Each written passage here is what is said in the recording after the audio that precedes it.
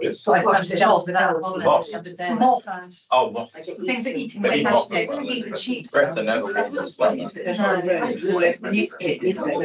it's the same. I sweat it in the summer and I freeze in the winter. But they only eat the good stuff. No, no, it's gonna get congestion. Yes. But they give one uniform. It's quite extraordinary, the difference. Get rid of the toilet and cats. I don't like this. I think know where the font is. Works. But I always know it's most. It's the sensor. Right, let's go. Let's do it. Okay, it's 6:30, so welcome to the leadership team meeting and let us begin. I don't believe there are any apologies for absence. No. Are there any declarations of interest? Yes, me. Oh, yes. We have an interest in a property opposite Lots Road site. Okay, does that mean you have to? So I will be You'll the excuse yourself for that. Thank you. Minutes of the previous meeting. Are you all with the minutes of the previous meeting? Three. I'll do the minutes meeting and then I'll come back.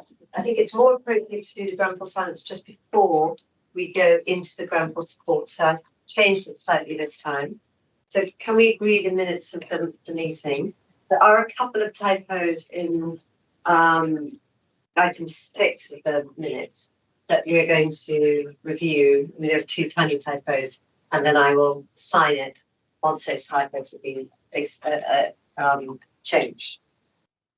Okay, can we now then come back to the meeting? And I would like to start with 72 seconds silence. Remember those who died in the Granville Power tragedy. Could you make sure your phones are off?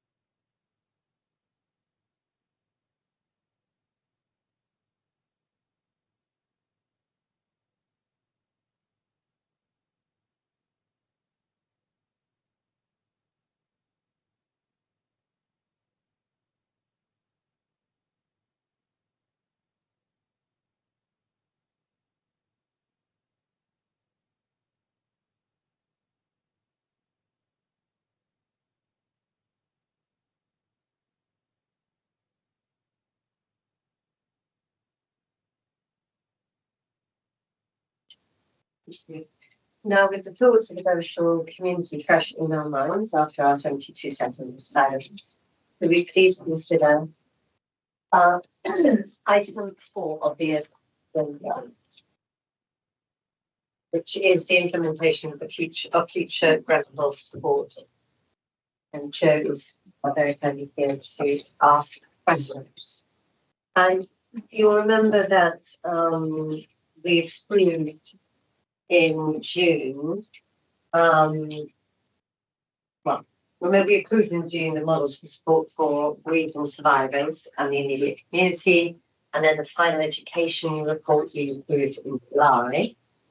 And now this one it summarises the progress that we've made on the transition of the report and the work of bereavement survivors on the implementation, and it updates the leadership team on the final recommendations made by the external scrutiny team, which includes proposal for an ongoing scrutiny function.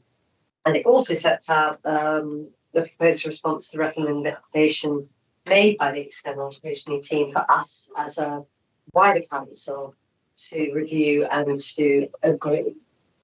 And I think it's already come to review and scrutiny, hasn't it, Mary? Yes. Yes, right. And we've got feedback and it's reflected in this report. So I guess over to the committee to ask questions. Who wants to go first? Sarah and then Josh.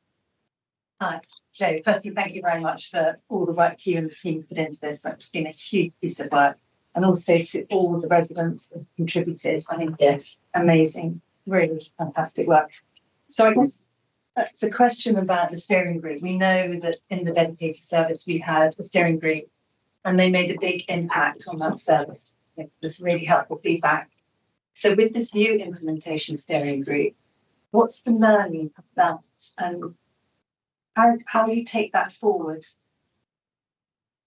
Great, thanks, Councillor. And we've worked since June, as Councillor Campbell said, we had the main outline of the support agreed back in June. We've been working with that group and we've had, I think, about 30 people involved in total. But we've actually had quite a consistent membership of that group, which has allowed the discussions to progress and to make some key choices.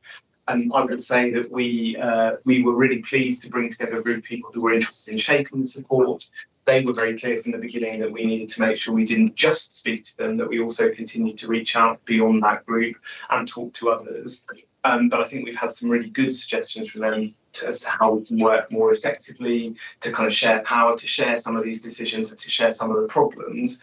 And particularly when it came to issues around eligibility, issues around thresholds, it was really helpful to kind of share some of those problems with people. And actually, we came back to quite a few questions again and again because they needed further consideration. So rather than the council being stuck with those questions, actually we got a degree of shared ownership over them. We're doing some follow-up calls at the moment. We've kind of wrapped up the implementation steering group since we've got to this, because we've now got to this stage. We're doing some follow-up calls with them to talk a bit about how they found the process, what worked, what didn't. But we will be establishing a new group for the model, which I think will play a critical role in overseeing support going forward. And I hope that can kind of build on what's worked well and potentially remedy some of the things that haven't worked so well. Josh and then Kim. Thank you, Joe, as well. Thanks for explaining again all this working.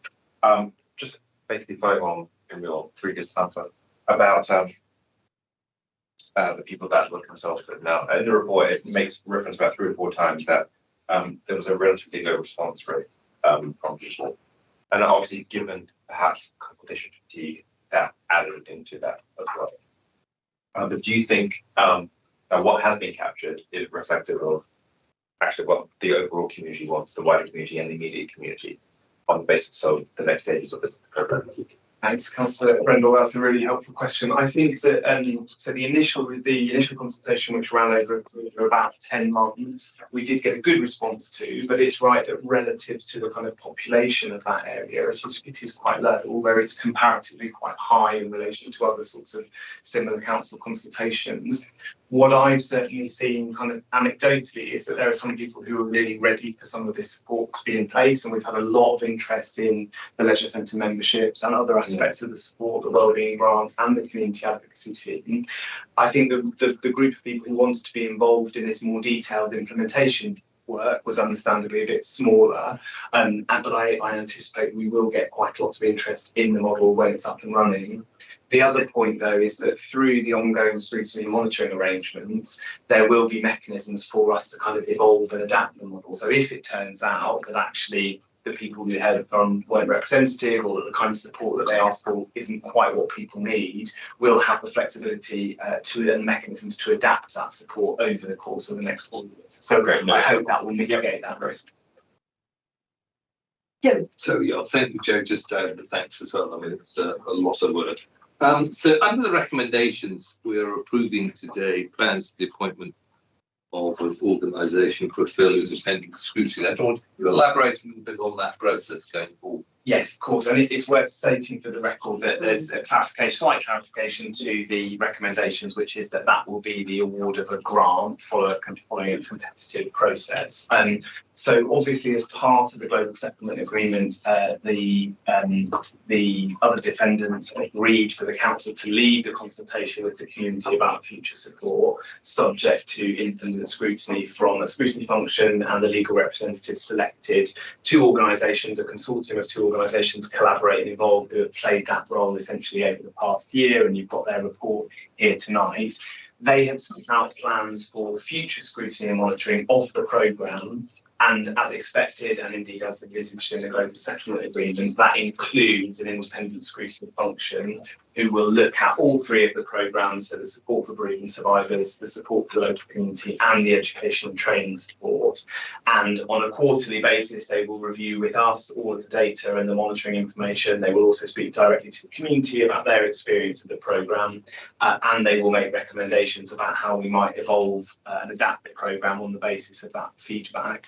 So they've set out in these papers a sort of outline of that role, and what we'll be doing through the competitive grant process is going out, involving bereavement survivors and residents in that decision-making process to appoint an organisation or organisations who might play that role.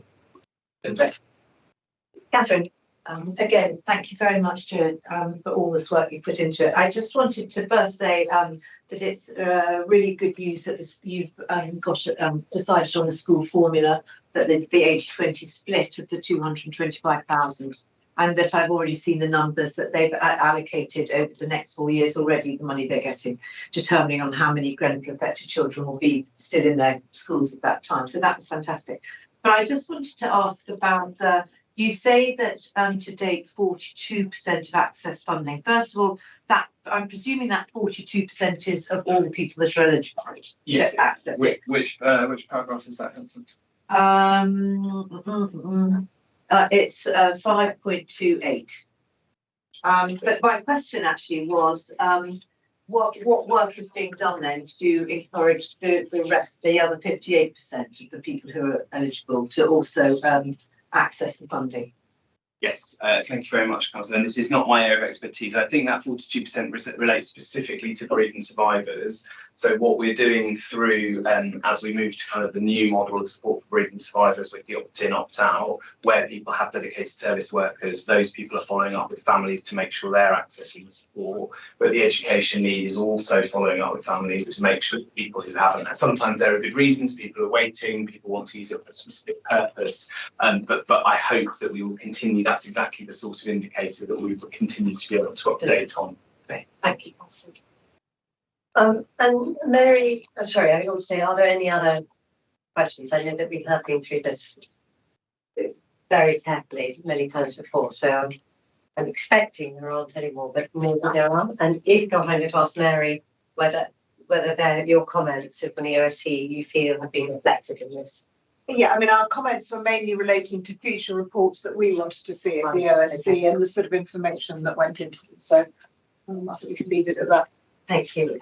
Could we please agree then the recommendations in paragraph 2? Agreed. Well, thank you all stay right. Do we go to the next agenda item?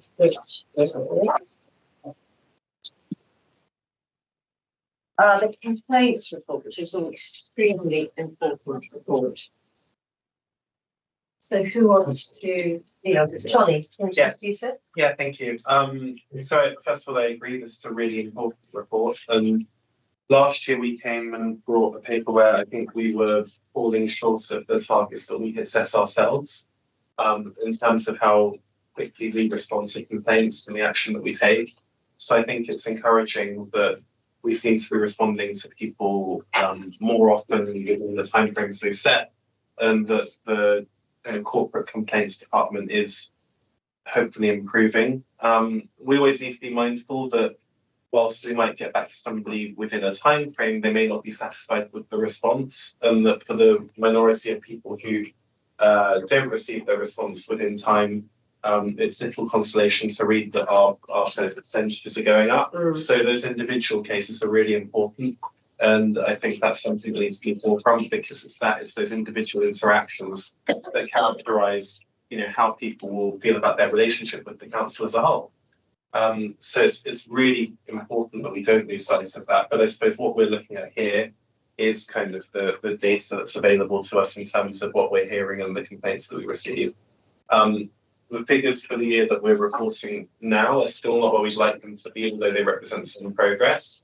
And hopefully they will get equally better as the year goes on. I think in the year that we've begun reporting on, they have gone up again, which is good.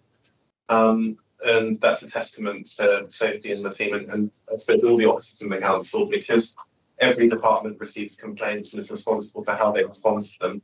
And that means that they're acting on the seriousness we want it to be treated with, and also some of the new processes that we put in. So, for example, things like our co-design service standards, the customer access strategy, and that kind of wider piece about how the council should be both competent and caring. A wrap, but you may want to. Thank you. I think I would like to start with looking at paragraph 3.2, which says, most departments seem similar or fewer complaint volumes, apart from housing management, which has seen the highest increase. And I thought, so perhaps you want to come in. Yeah. I can talk specifically about that, but also, first of all, I'd just like to go back, if I may, to 3.1, which is housing needs. Sure. Which has, which in this report has not a very good percentage of stage ones completed in time, 62% stage ones, 64% stage one completed in time, 52% stage two is completed in time, which is not good enough. But so as a result, the team made a significant change to how they did their work and made it a real focus. I'd like to report, if I may, Chair, that this year, between the 1st of April and the 30th of November, our performance in housing needs, stage one, we received 206 complaints. 91% of stage ones were completed on time, so that's about good, 64. On stage two, we received 58 complaints, and 92% of those were completed on time. So the team has really grasped the issue, and hopefully we will continue to see that carrying on in that trajectory. Housing management is a little more complex in the sense that, as you saw also in the report, there's a whole bunch about the Housing Ombudsman. And the Housing Ombudsman has held a public meeting here, which we completely support and we welcome, and we work with him. But that has also raised the awareness of how it conflicts. So there are more complaints, but we have a process of managing them. And as it says again in 3.114, that we are working on getting through these. Okay. Sorry. So yeah, thank you. Excellent. So encouraged obviously by the report in terms of the performance, but as it says in 2.1(1), it's not just about performance, it's about the learning opportunities for performance. And I welcome the fact that it's set out in the appendices, there are various what's categorized as service improvements, but just wondered if you could expand a little bit on the learning bit. How do we encourage that and implement it? Yeah, absolutely. So we use a case management system, an automated system. And what we've done this year, it allows people to put in the kind of causes for the complaint, what the remedial action was, but what the lessons learned were. And when we were here last year, we agreed that going forward, we would make it a mandatory field. So now officers, when they investigate a complaint, have to say what they've learned and what needs to change going forward. So that gives us a bit more data. The only thing I just must take a step back is to remind you there's a big time lag in the data. That's my question. So this is April 23 to April 24. So we were in front of you around this time last year. So the impact of those discussions and your recommendations, we will have only seen a 3-month impact, which is why I think we're starting to see the difference this year as kind of your suggestions and improvements come through. But that's one of the things we did. And what we now do is we take a quarterly report to each DMT, and it has a summary of the quarter's performance. DMT? Departmental Management Team. So each executive director has a report, and it sets out both the kind of volumes and kind of turnaround time and how quickly, but it also has a summary of all the lessons that have been identified and the categories that have taken that the complaints have been about. What we've started really trying to focus in on is trying to identify avoidable complaints. So where a complaint's made because actually the way in which the initial matter was handled could have been handled better. And then we try and flag a few recommendations with the executive director and the management team about actions that can be taken to really, hone in on the improvement in that. So that's what we're doing at the moment. I think we could do better, and we need to continue to improve that. But of course, one of the things that will happen now is an end-to-end review of the complaints process. which will come back as part of the actions that we've agreed to in response to the public inquiry. And I think that will pick up a number of actions where we're already thinking we could really tighten the process and make sure that we're being really resident focused when a complaint is identified and then investigated. Thank you. Emma, so my questions were slightly around what you said. I mean, the problem with this is it's very historic. I mean, we're now, this is April, March had first year end, it's December. To be honest, I'm not sure why we bring a document in December. I mean, it's a bit pointless, frankly, because it's, you know, we're far too, and the good news is you have made changes, but if we hadn't seen anything, it would be too late. I question whether this shouldn't come, frankly, in July. And then actually you should be asking you for a 6-month update. That would be, I think, a more effective way. Because what's the point of looking at data that's 9 months out of date? Doesn't really tell us very much. The good news here, however, is you have done this work, and I thank you for that. Soft mentioned in housing, they're hitting that 90% target in 10 working weeks, just 2 weeks. That's what, you know. So I think one of the things I would say is that we want to be the best council. We have to hit our targets. You can't be the best council if you can't reply to people in 2 weeks. Yeah. If you set yourself a 90% target, Yeah. it's just not good enough. So I'm really pleased and well done housing for grasping. Is that now true across the board that everyone's hitting 90%? Yeah, we are predicting achieving 90% for the current financial year at the moment. Of course, I caveat that with there are 3 months left to go. Absolutely. But at the moment, it's looking really, really good. Really Fantastic. Good. I think the thing that we need to improve on is quality now. There will still be some that slip through the net where actually we need a better quality of response, but I'm glad that we're responding on time. Yeah, that's it. I'm not saying I think we have to get it perfect. Yeah. But I think it's symptomatic. Yeah. We want to be. Yeah, can I add to that? I mean, if you're reporting back quarterly to your in departments, perhaps you could also report back in to lead members as well, so they can see the progress rather than just coming back once a year, as Emma said. Doesn't seem to be quite sufficient. So the reason for the lag is we wait for the Ombudsman report before we bring you the final report, and that doesn't come until September. But I do think we can report to you more frequently on the complaints report. And what I'd suggest is that the report we provide to executive directors is given to the relevant portfolio leads as well, so you get that quarterly update. Yeah. And maybe this could come in September with the Ombudsman report. Assuming you don't have to analyse that month. No. Prepare this and then stick that in on the top. Kim and then Catherine. Just a quick comeback on the 20 days, in fairness for housing. So that sometimes that will often include third-party reports coming back, which you have to wait for before you can respond. So it's difficult to look. But you could always write and say, I'm everything, and I'll be coming back to you when I've got that, can't you? Well, you could do that, yes. We do holding replies, but what we are pretty strict in this report. So if it's a holding reply, we don't count it as a response. But our view is that's the 10%. You know, you've got 10% there for those really tricky ones. This report is an opportunity to say if actually the reason for not hitting the target is because, you know, 30% were needed third-party interference. So we do look for that kind of analysis in this report. But it is looking much, much more positive this year.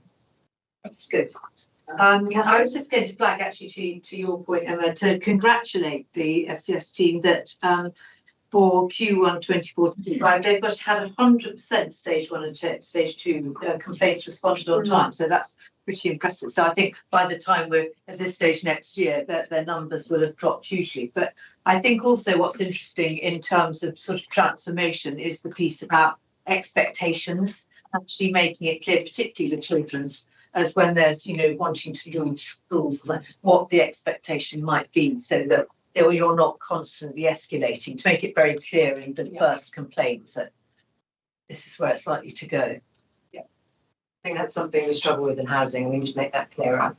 You know, it doesn't just go to a stage 2 complaint because you don't get the answer you want. Or does it make process? So, Are complaints down year on year? No, they've risen this year. Again, you do. Not by a significant amount. And the guidance that we've had from the Ombudsman is not to become too concerned about small fluctuations and increases. If there are, you know, big swings, you need to look at why.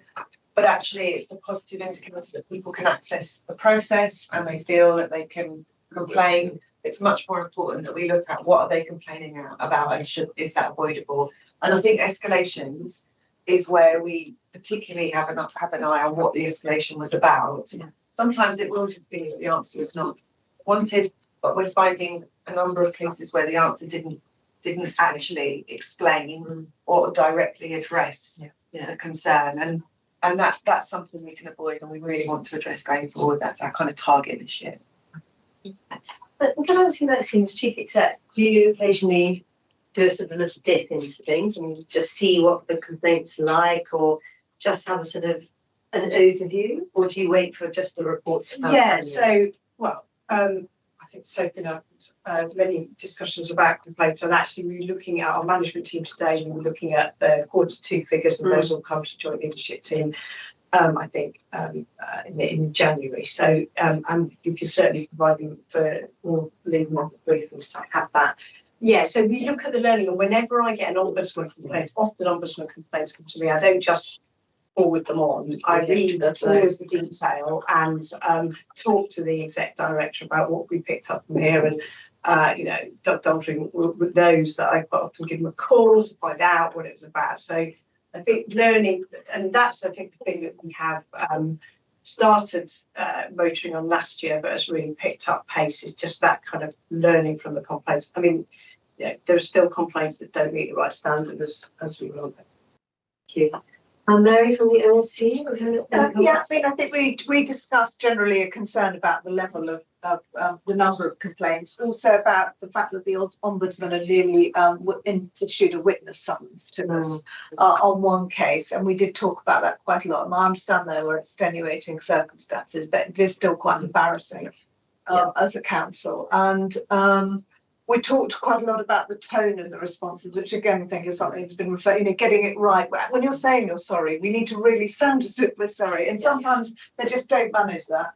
And I think the only recommendation we made actually was that maybe there should be some benchmarking data in this report in future, so that we can compare ourselves to like councils. Yeah, I think that's I mean, I don't know how valuable it would be, but it's worth a try, I think. That's it. Good.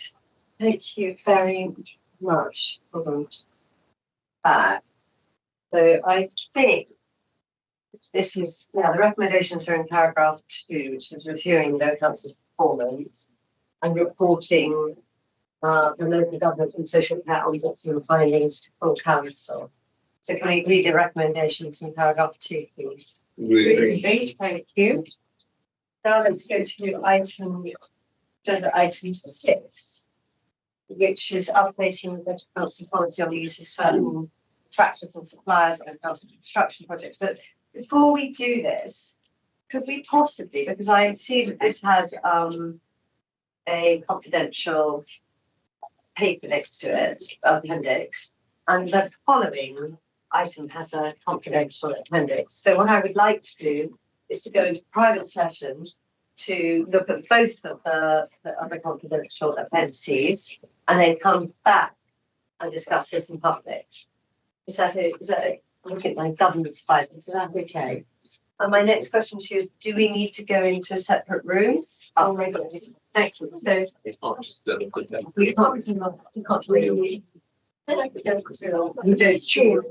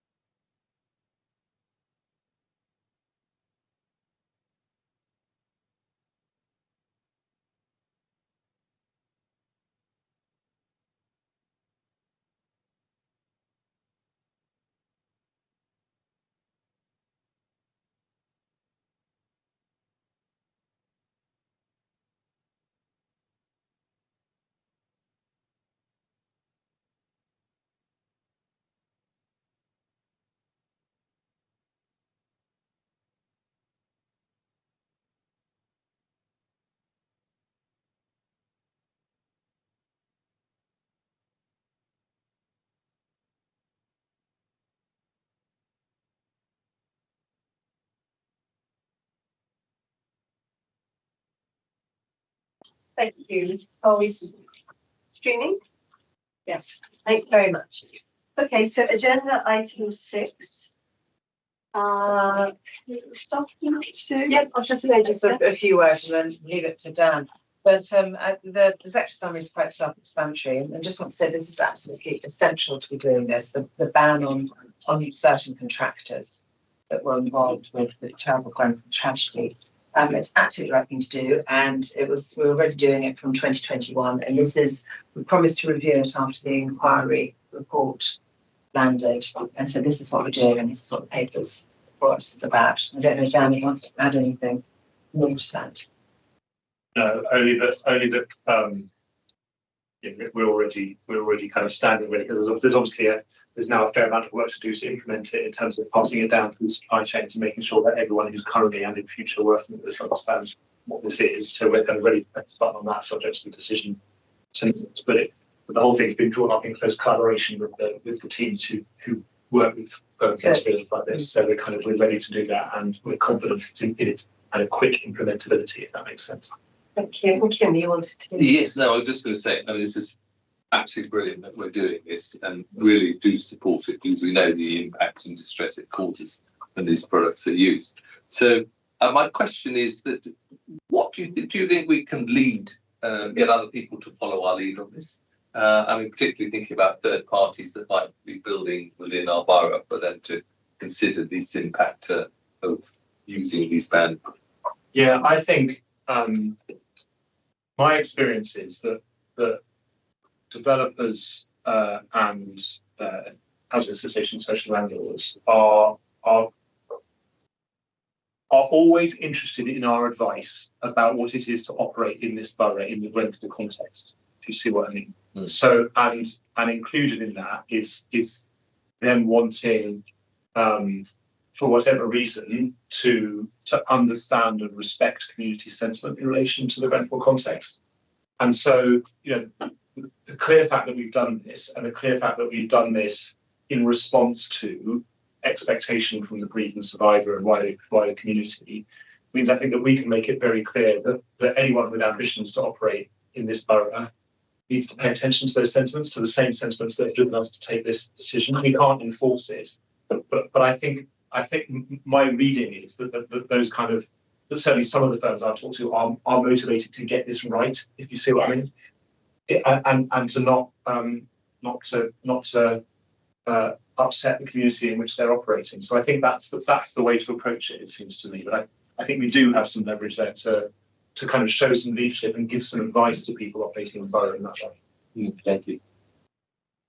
I'd just like to point. Oh, sorry, Jeff. Oh, sorry. I was just asking. So, in our procurement rules, have we implemented something with break clause that if a company we use is later bought out by one of these, we have sort of a ripcord pulled halfway through a contract?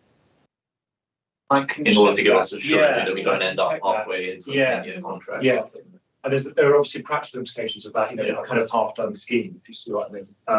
But we should, let me take that away and just figure out what is possible. Question. Otherwise, what we're asked to approve is an extension policy that we have already got, and also widening its scope, which I think we all agree is a good idea. And finally, I'd just like to say that the report also confirms that after we had a suggestion from a bereaved family, that we will ask bidders for future contracts not to use materials which are banned, not in the UK but elsewhere, which I think is very sensible. So can we agree? There's one small typo in the report. Yeah, just one small, It's in recommendation to put one small 2. Yeah. The first bullet point. Yeah. It's just the cross reference. So it should be paragraph 4.13. 4.13, not 4.11. Okay. Mary from the OSC, any comments? No. Okay, can we all agree the recommendations in paragraph 2, please? Thank you. And we now talk about lots of things and Sarah, please repeat yourself.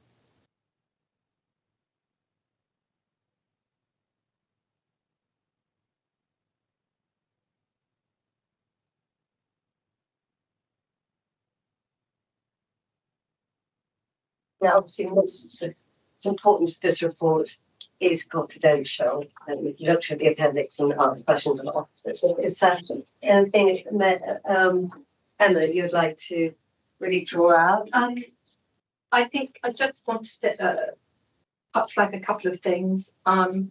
That we've had to do this because the original development agreement is no longer viable, and also some changes specifically about the auction house. So we had to do this.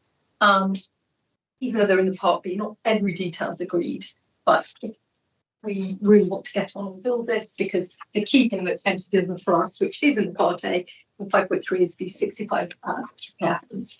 So the reason why we're asking for permission now is that we can keep this scheme moving along and get this built as soon as possible.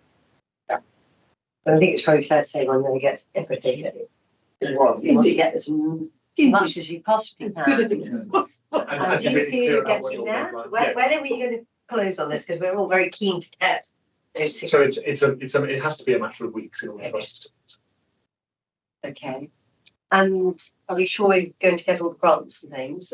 Well, so that remains a risk until everything is closed. If you see what I mean. So it's a risk to which we should be alive to. Absolutely right, and it's one of the things that's driving our desire to close it all down as quickly as possible.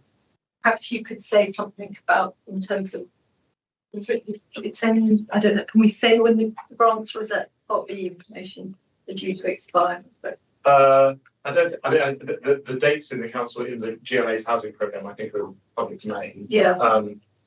I'm struggling to remember off the top. Year end, yes. We're keen to get on with it so we can secure financial year end March. 2025. It's March. Yeah. So again, we sooner it goes in planning, that allows us to secure those things. Thank you. So anyone else wants to comment in open committee that you haven't commented on before in closed committee? No. Mary? Let's not include. All right, exciting. So can we please repeat the recommendations in paragraph 2? And can we hope that this is going to be all closed quite soon and that we're going to get all our 65 care homes, etc., etc. Yes. Agreed? Agreed. Thank you very much. Right. Next report, I seem to remember doesn't chair reading. Revenue Capital Financial Monitoring Report, 2025. Welcome, Lisa. And Johnny, over.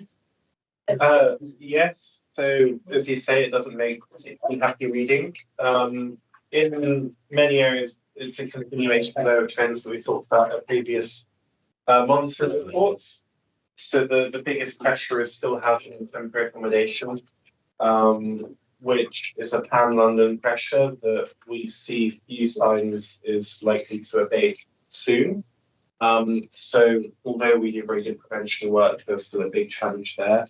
Another area that has been trickier than before is family and children services in this quarter. And I think shows that although it's an extremely well-run service, a small number of quite complex cases can have a really significant impact on budgets.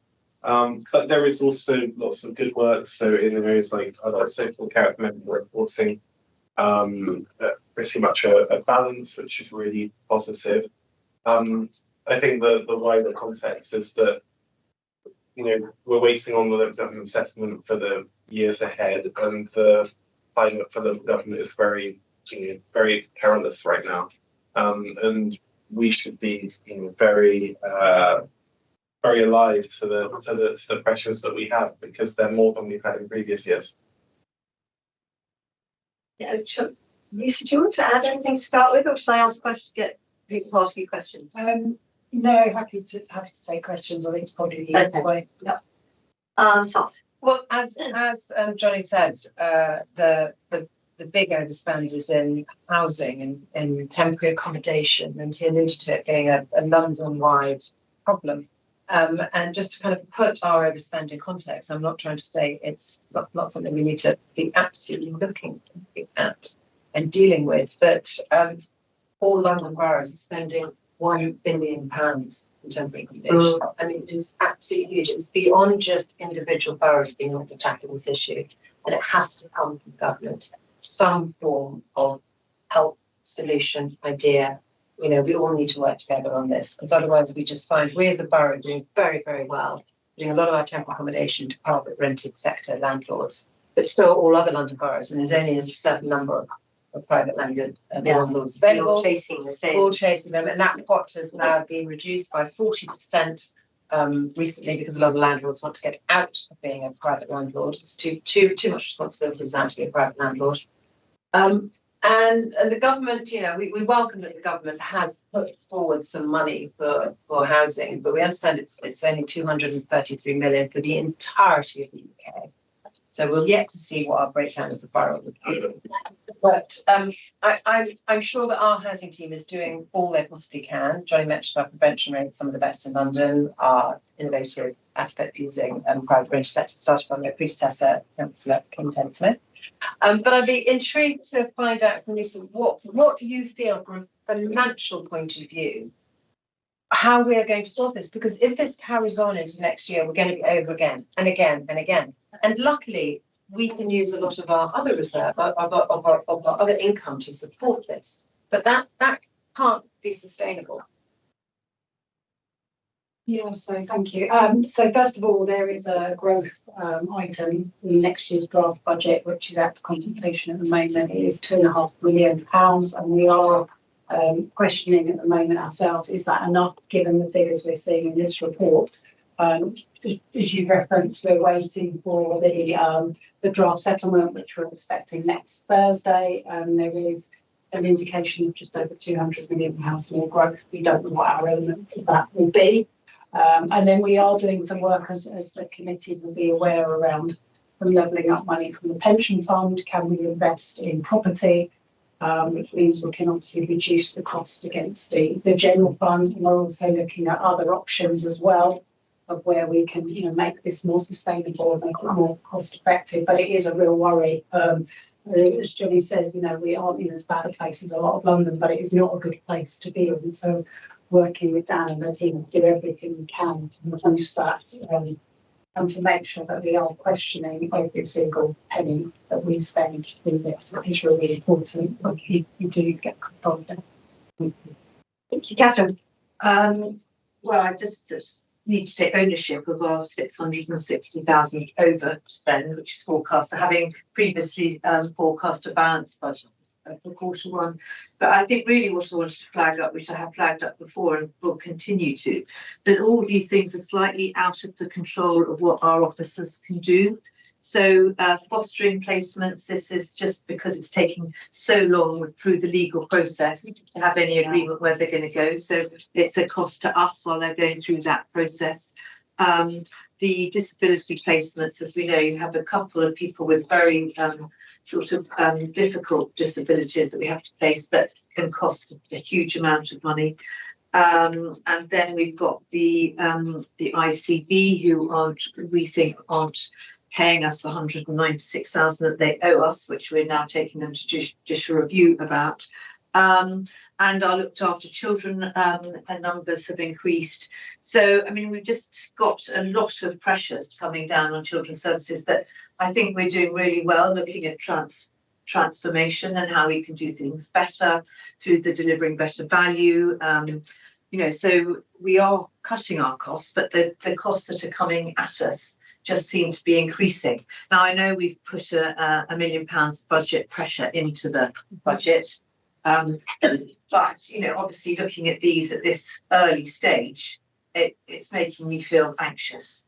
So I guess I'm just flagging that, but we are completely, you know, aware and obviously doing what we can. And the pressures you talk about are the same across London. Yeah, every meeting I go to, people are saying, you know, children's services is just one of those areas where, you know, more complex cases and difficulties like you highlighted.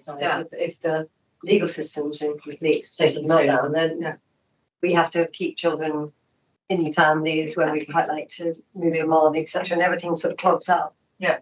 But that's holding the pain. the pain.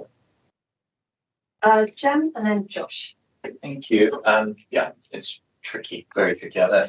And my question is sort of on table one, where we put an original budget together of 197,979 for net cost of services, and then we're out turning 223 million, which is 24% variance on our original sort of assumptions. And I completely accept that there's been some huge changes across the year, and we should definitely be sort of budgeting with more unknowns in the years ahead. No objection there.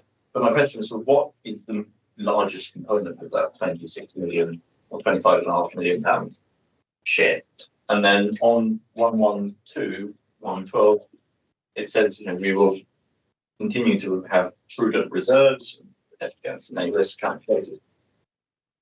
What number do we believe is prudent, and at what year do we expect to hit it, such that we'll have to start budgeting in additional borrowing costs? Yeah, thank you for your question. So the first question around the original budget and then the revised budget. Obviously, the original budget is set in February each year. There's a number of things that change that from that point in time.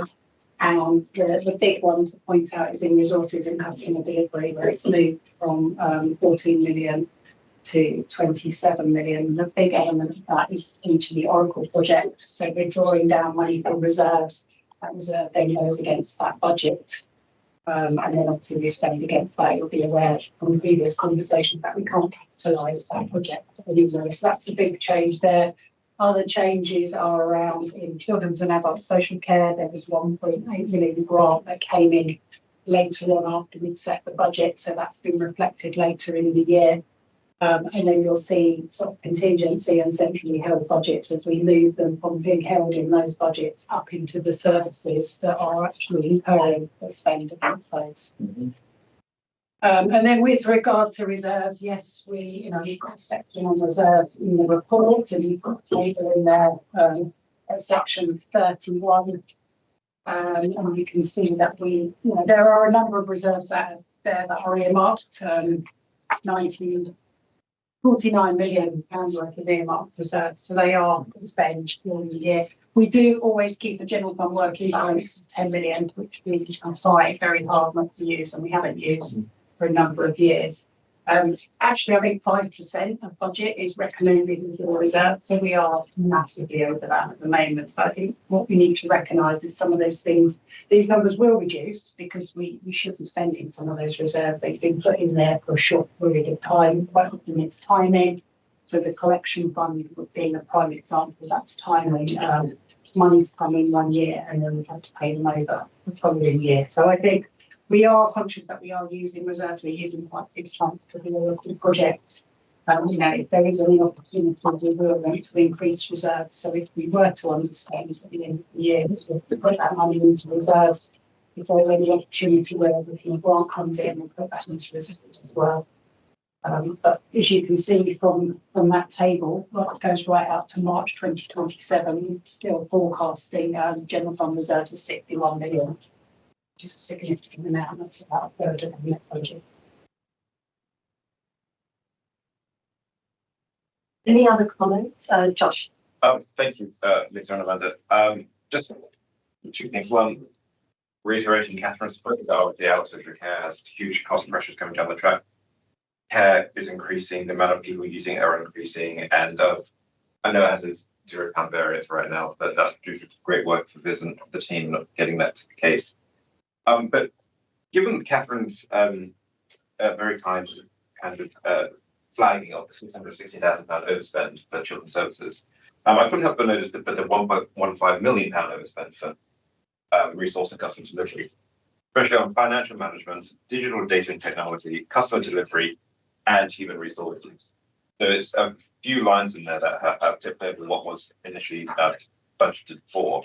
And I know, Lisa, you mentioned the Oracle system. But is this a trend of this particular department going forward, or is this just a one-off, or is there issues that popped up this year that were particularly not expected? Because that's quite a significant difference in what was budgeted, what is the actual spend. Yeah, so there's a couple of things to make that up. So the digital data and technology is the biggest overspend. You can see 800,000. made up of a number of different things. So £500,000 of that is around business projects that are requiring support in year. Quite often they are now revenue costs rather than capital because of changes in accounting legislation. So they weren't built into the original budget, but they are important projects that have been delivered for the council for other departments as well. So there's support for them. There's some money relating to the telephony project. Again, can't be capitalised. We thought it could have been at the start of the year. And there is some other bits and pieces as well in digital that we have now put growth in for next year. So the Azure contract, which is a Microsoft contract, being one of these, that is definitely a one-off. In customer delivery, there's just over 500 million, and that's around soft facilities management. So you'll remember there's a £450,000 saving this year. There has been a delay to that contract. That contract has now been let. So that saving will deliver next year. So again, that's a timing. The CRM as well, that is a timing delay on that one. And then the money picked up in financial management was very much around cost of agency workers. So we have just completed a restructure of the team and we are recruiting to posts at the moment. So we're having to insource quite a lot of services that are currently undertaken by Hampshire for us under the SAP project. We're bringing them in. So we've just appointed, and I'm really pleased to say, a whole accounts payable team and a help desk team for the Oracle project. And we've managed to actually secure some really good people who've offered roles to all of those in the last couple of weeks. So that use of agency workers will reduce over the coming months. Good. Good. So last one. Do you mind if I just ask a follow-up about that? Because this came up for scrutiny last night when we've obviously at Housing put in a growth bid for 2.5 million for next year for temporary accommodation, which there's quite a lot of concern that's not going to be enough. And just looking at how on table 8 and also on table 1, when you have the original budget and then you have the revised budget, particularly resources and customer delivery, it's just like, oh, let's just revise the budget because we're going to need some more money. I don't feel I want to do that in temporary accommodation because I feel we still need to kind of, keep the challenge to actually, work within the budget we're putting forward. But if it's just, you can just revise the budget because you've got more agency staff, why don't I just revise my budget because we've got more TA challenges? I mean, then we won't be over budget next year.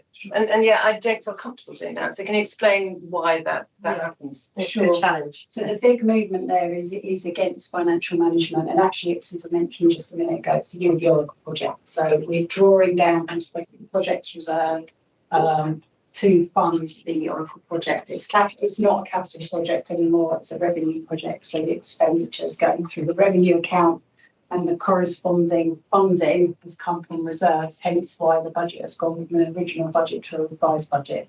So it's for a specific project that previously would have been funded from capital. We're now funding it from reserves. That's why the budget has changed in year. Okay, so my question then is still, if I don't think I'm going to hit my TA budget with just a 2.5 million growth, can I just put in a revised budget? We are not quite that cynical. We are looking at the moment actually around the 2.5 million. Is it enough for next year? And we need to be prudent and make sure we do set a budget that is right for next year. So we are looking at that. We're waiting, as Johnny said, for the settlement next week to see what we get. We'll also have more data by the time we get to set the budget. So we'll have a few more months of temporary accommodation to understand it. So while it's 2.5 million at the moment, we may need to increase that. If we don't, and obviously we know we're going to overspend, technically we're not setting really a realistic budget, and that is a problem for the future. So I wouldn't recommend that at all. Thank you, Maxine. Do you want to come in on this? Yeah, just I suppose to make the distinction between projected overspend and move and budget change. So the budget changes are either associated with planned use of reserves or grant, as Lisa set out. If a department overspends on its predicted budget, then that is reported as an overspend, an expectation that it's managed, that overspend is managed down. And it's when you start to come into quarter 4 and year end, as happened last year, that if actually we can't contain that expenditure, then that's when you then have to, at the end of year, use reserves as an option. But what just to reassure you, what you can't do. So what Lisa is reporting there, pressures within resources that are contributing currently to an overspend, but they haven't just moved money in to pay for that overspend in the same way that you haven't just moved money in to pay for TA. It'll be something that we will do a reckoning on at the end of the year, and then Lisa's just described the kind of forward projection. Yeah. Okay. And now I suppose we're all really waiting for the government settlement next week, and then we'll have a better, clearer idea of where we've what's happening. Hopefully, be a nice Christmas present for us. Barry, do you have any comments? Well, we had lots of the comments actually that we made were raised here. I think there are just two things that were worth mentioning. One was about this issue of the revised budget, and just suggesting that it would be really helpful in future budget documents as a norm to document those a bit better, to say in the text why they've changed, because it is a bit confusing for people. That if they're planned, it would just be useful to know that it had always been planned all along and all that. And the other concern that was raised, that hasn't been raised here, was about the underspend in internal audit, and just a concern that that we are having the level of activity that we ought to, particularly in the light of Grenfell and comments that have been made about internal audit. And I think we were reassured in the meeting that everything was on track, but just to recall that had been a concern. Thank you. Is there anything else? Any other comment? No? I'm going to find out when we're looking at petitions, but I can't find that. Here we go.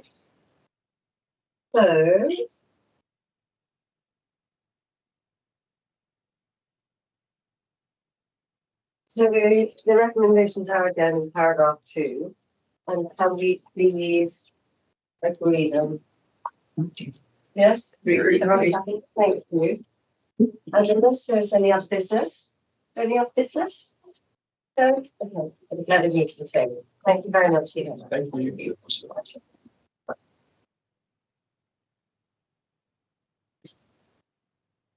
Where are you, Terry? You drew the short. Yeah, it's a way